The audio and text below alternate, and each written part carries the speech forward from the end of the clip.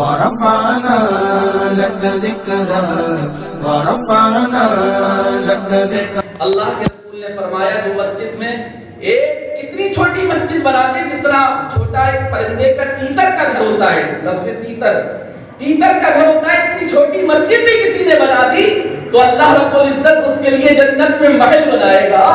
سبحان اللہ، محل ملے گا اتنی چھوٹی مسجد بنانے پر. یہ اجر عظیم، اللہ اکبر. بخاری شریف کی حدیث سے باقی میرے آقا نے فرمایا ہے، اور جو آقا نے فرمایا وہ اٹل ہے نہیں. سرکار نے جو فرمایا وہ حق ہے. سرکار دو عالم صلی اللہ علیہ وسلم کی ہر کام میں، ہر بات میں حکمت ہے. میں کیا عرض کر رہا تھا کہ حضرت عائشہ صدیقہ رضی اللہ تعالیٰ عنہ صدقے کا مال لے کر کے ایک صحابی رسول کو بھیجا اور کہا جاؤ فلاں مفلس کے پاس، یہ اس کا حقدار ہے، اور جا کر کے اس کے پاس بیٹھنا، دل جوئی کرنا، بیمار ہے اس کی بیمار پرسی کرنا، اس سے پوچھنا. اور یہ ہمارے ماشاءاللہ عبد الواحد بھائی ڈرائیور صاحب بھوگپور والے مسجد کے لیے اور امام صاحب کے لیے پیش کیے تعاون 100 روپے مسجد کے لیے پیش کیے. اللہ تعالیٰ ان کے نذرانے کو مقبول فرمائے، آمین. اللہ رب العزت ان کے رزق میں بے شمار برکتیں عطا فرمائے. تو کیا کہا، صرف دینا ہی ایک نہیں ہے، اگر کوئی بیمار ہو تو اس کی بیمار پرسی بھی کرنا چاہیے، یہ سنت ہے. حضرت عائشہ صدیقہ نے فرمایا جاؤ جا کر اس کی خیریت بھی پوچھنا، بیمار پرسی بھی کرنا، اور جب تم وہاں سے اٹھو تو یہ جو پیسہ ہے اس کے تکیے کے نیچے اور اس کے سرہانے، اس کے بستر کے نیچے چپکے سے رکھ کے آ جانا. یہ طریقہ بھی ہے دینے کا. یہ طریقہ اچھا نہیں ہے کہ اگر کسی کو دے دیا ہم نے، اگر غلہ بانٹ رہے ہیں تو لائن لگا کر کے کھڑا کر دیا. اب کوئی تو بیچارہ اس لیے اگر اس کے گھر میں کھانے کو نہیں ہے، ابھی لاک ڈاؤن کا دور گزرا تھا، بڑے بڑے اچھے لوگ جو خود خرچ کرنے والے تھے، جو خود صاحب زکات تھے، جو زکات نکالتے تھے، وہ لاک ڈاؤن کا جو وقت گزرا ہے، ایسا وقت گزرا کہ صاحب زکات خود زکات کے مستحق بن گئے. ایسے لوگ سید امین القادری صاحب فرماتے ہیں انہوں نے بہت غلہ بانٹا تھا. مالیگاؤں کے رہنے والے ہیں، اللہ تعالیٰ سلامت رکھے، چشم چرا دے اہل بیت کو، آمین تو کہہ دیا کریں. تو فرماتے ہیں کہ ان کے پاس کون آئے، صاحب زکات لوگ جو تھے، زکات ادا کرنے والے، وہ کہہ رہے تھے کہ حضرت اب ہم اس کنڈیشن پر پہنچ گئے ہیں کہ پہلے ہم خود زکات نکالتے تھے، اب ہم خود زکات لینے کے لائق ہو گئے ہیں. اب یہ بتائیں جو شخص اس لائق ہو، اب وہ لائن میں کہیں غلہ بٹ رہا ہو، اس کو اپنی عزت نفس کا بھی خیال ہوگا کہ نہیں ہوگا؟ تو ہمیں ایسے لوگوں کو تلاش کرنا ہے، تلاش کر کر کے ان کی مدد کرنا ہے. اچھا میرا موضوع تھا، میں نے جو پڑھی آیت کریمہ، اللہ فرماتا ہے ان اللہ وملائکتہ یصلون علی النبی یا ایھا الذین آمنوا صلوا علیہ وسلموا تسلیما. بے شک اللہ اور اس کے فرشتے بھی نبی پر درود و سلام بھیجتے ہیں. اے ایمان والو تم بھی غیبدہ نبی پر درود و سلام بھیجو. اب اس سے معلوم یہ ہوا کہ جب حضرت آدم علیہ السلام کو اللہ رب العزت نے فرشتوں کو حکم دیا، اتنی چھوٹی سی وقت میں اتنی طویل گفتگو نہیں ہو سکتی، چنندہ باتیں سنا دوں میں، تو اللہ رب العزت نے فرشتوں کو تو حکم دیا کہ فرشتوں آدم کو سجدہ کرو، فرشتوں نے سجدہ کیا، لیکن اللہ رب العزت کی شایان شان، اللہ کی اشارت نہیں کہ وہ کسی کو سجدہ کرے، اللہ ہی کو سجدہ کیا جاتا ہے. رب کے علاوہ کسی کو سجدہ نہیں کرنا چاہیے، جائز بھی نہیں ہے. جو مزاروں پہ جاتے ہیں نا، انہیں بھی تھوڑا خیال رکھنا چاہیے، جا کر کے پیشانیاں ٹیک دیتے ہیں اور جا کر کے وہاں پر سجدہ کر لیتے ہیں. بلکہ یہاں تک آیا ہے کہ کسی کی تعظیم میں اتنا نہ جھکو جتنا رکوع میں جھکا جاتا ہے.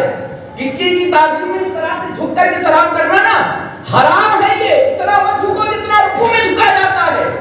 اتنا جھکنا کسی کی تعظیم میں حرام ہے. جو جھک کر کے سلام کرتے ہیں نا، تو اتنا جھک کر کے کسی کو سلام بھی نہیں کرنا چاہیے. مزاروں پر جائیں تو اس کا خیال رکھیں کہ مزار پر بھی سجدہ نہیں ہونا چاہیے. چادر چوم لیں، اور اعلیٰ حضرت نے تو فرما دیا کہ 4 قدم دور ہی سے فاتحہ پڑھ دیں. چادروں کو خوب چومتے ہیں، ماں باپ کے ہاتھ کبھی نہیں چھوٹتے ہیں. ارے ماں باپ کی خدمت کرو. جب ماں باپ راضی نہیں ہے تو رب راضی نہیں ہے. رب کے رحموں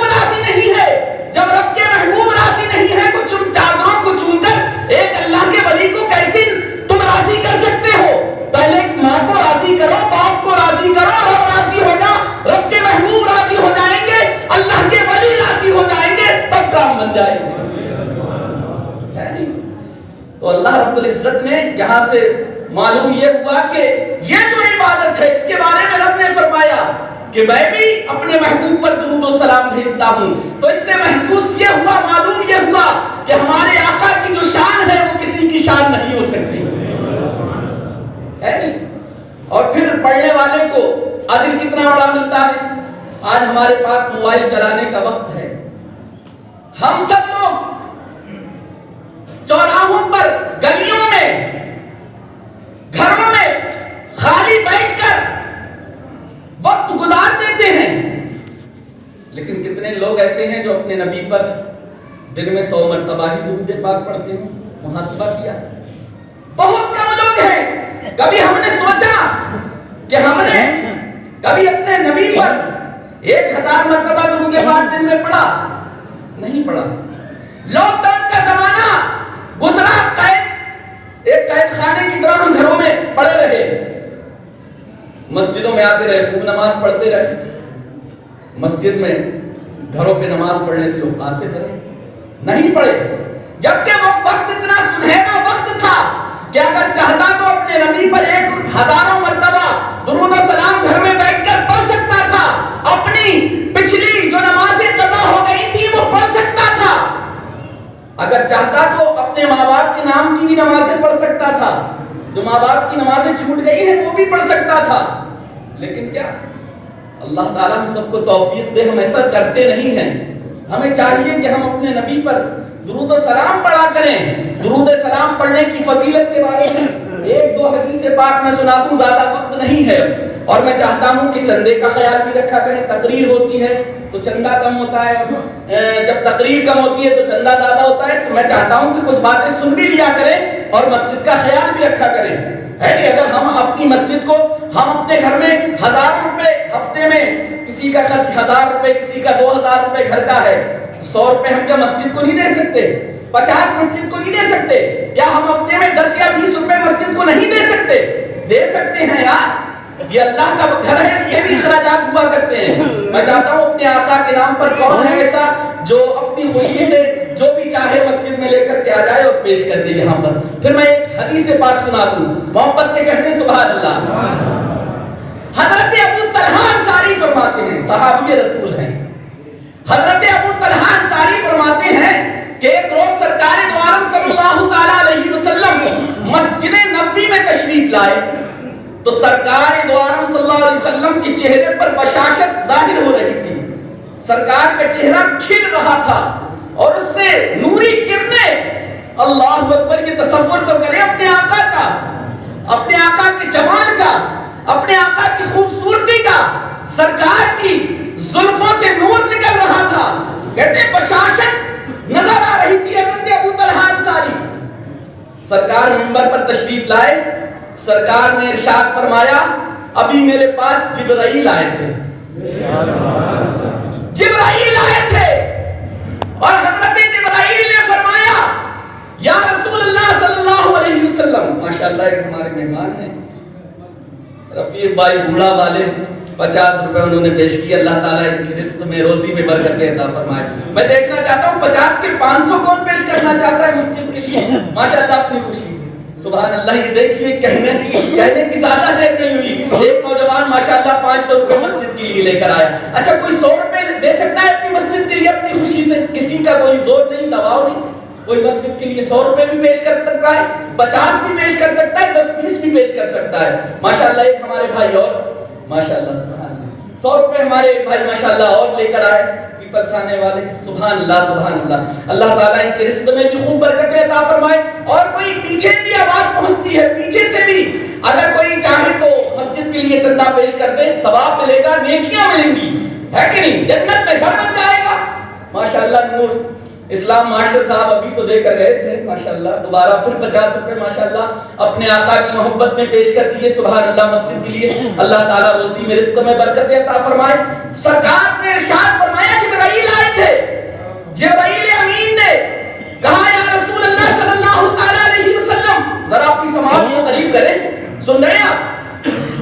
کہا یا رسول اللہ ماشاءاللہ 100 روپے ہمارے مبارک بھائی نے اور ماشاءاللہ 100 روپے ہمارے رئیس الدین بھائی سے والوں نے پیش کی. اللہ برکتیں عطا فرمائے. پیچھے سے لوگ بھی آ رہے ہیں ماشاءاللہ. فرمایا حضرت جبرائیل فرماتے ہیں یا رسول اللہ صلی اللہ علیہ وسلم جب کوئی آپ کا امتی آپ پر ایک مرتبہ درود پاک پڑھتا ہے اللہ رب العزت اس کے 100 درجے بلند کرتا ہے. سبحان اللہ. آپ صراط الجنان میں پڑھ سکتے ہیں ماشاءاللہ. سبحان اللہ. مسجد کے لیے 100 روپے ایک بھائی نے پیش کیے ماشاءاللہ. 100 روپے ہمارے ابرار بھائی نے پیش کیے. اللہ تعالیٰ سلامت رکھے. سبحان اللہ. 100 درجے بلند کرتا ہے. اس کی نیکیوں میں اللہ رب العزت اضافہ فرماتا ہے. اور حضرت ابن عباس بن مسعود فرماتے ہیں, یہ روایت میں پڑھ کے گزر جانا چاہتا ہوں اور جس کو جو بھی دینا ہے بہت تیزی کے ساتھ آ جائیں. ماشاءاللہ یہ پہاڑ کی کمائی ننے بھائی کی ماشاءاللہ ماشاءاللہ ماشاءاللہ. دیکھیے 500 روپے ننے بھائی نے پیش کیے. سبحان اللہ. اللہ تعالیٰ برکتیں عطا فرمائے. 500 نہیں 400 ہیں. اللہ تعالیٰ خوب برکتیں عطا فرمائے ماشاءاللہ. اشتیاق ماسٹر صاحب نے اچھا ماشاءاللہ 50 روپے امام صاحب کے لیے اشتیاق بھائی نے ماسٹر صاحب پیپلس آنے والے اور 100 روپے مسجد کے لیے پیش کیے. اور جو بھی پیش کرنا چاہتا ہے پیش کر دیں. میں ایک روایت اور پڑھ دوں. حضرت ابن مسعود فرماتے ہیں صراط الجنان, آپ تفسیر صراط الجنان 22واں پارہ ان اللہ و ملائکتہ یصلون علی النبی, اس کی آپ تفسیر میں پڑھ سکتے ہیں.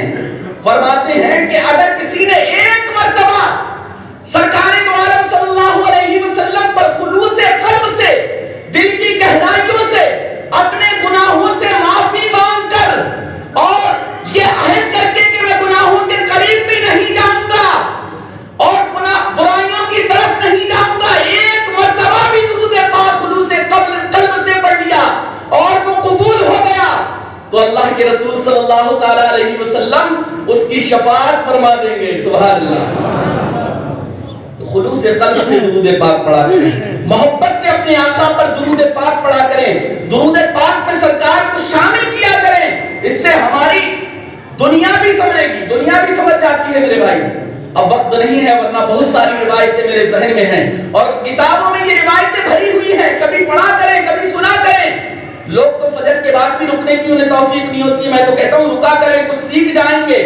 ہے نہیں, کتاب نہیں پڑھ سکتے تو ایسے سیکھ لو. روایتیں بھری پڑی ہیں, لہذا کثرت سے اپنے آقا پر درود پاک پڑھا کریں. جو درود پاک پڑھتا ہے اعلیٰ حضرت فرماتے ہیں کہ اس کے چہرے کی رونق میں اضافہ ہوتا ہے. درود پاک پڑھنے والے کا چہرہ مرسیہ ہوتا ہے. ایک بزرگ نے فرمایا کہ ہمارے آقا پر جتنے احسان ہیں اتنے تو ہمارے سر میں بال بھی نہیں ہیں. اللہ اکبر. ایک بزرگ فرماتے ہیں اور یہاں سے بات پڑ جائے گی. اعلیٰ حضرت کے والد علامہ نقی علی خان فرماتے ہیں کہ ہم انسان ہو کر اللہ کے محبوب کا احسان نہیں مانتے ہیں جبکہ جانور تک اللہ کے رسول کا احسان مانتے ہیں. وہ طویل واقعہ ہے. ہرنی کو سرکار نے قید سے رہا کرایا تھا. جب سرکار کا وصال ہو گیا تو اس کے بعد میں ایک ہرنی سرکار کے روضے پر آتی تھی, جھک کر کے سلام کرتی تھی. سلام کرنے کے بعد میں وہاں پر دو زانو بیٹھ کر کے اور اپنی زبان میں کچھ گنگناتی تھی.